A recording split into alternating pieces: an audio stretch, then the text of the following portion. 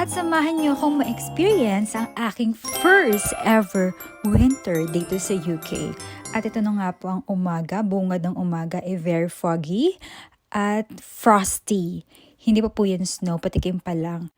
At sa ganitong season, kinakailangan talaga ay naka-boots at kung anong mang safe na sapatos dahil madulas ang daanan.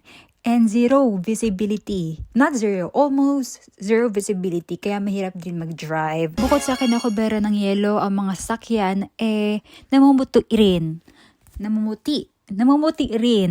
ang kabubungan ng mga kabahayan dito sa UK. At ang mga halaman, nagyayelo na rin.